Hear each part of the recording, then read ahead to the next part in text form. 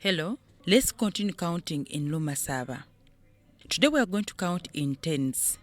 Remember, in our previous episode of counting in Lumasaba, we counted from 1 to 20, but we did not get to understand the transitions that are in.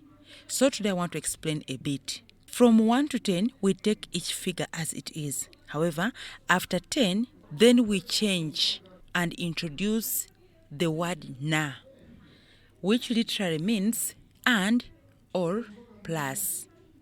For example, 11, which is 10 and 1, is pronounced as lehumi na ndwela.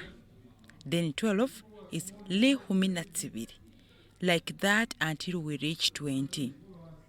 So, going back to counting in tens, 10 is lehumi, 20 is kamahumi kabiri, then kamahumi kataru, kamahumi kane, kamahumi karano, kamahumi kasesaba, kamahumi musanvu, kamahumi sinane, kamahumi shenda, sitondo. Sitondo. 100 is sitondo. That is it for today.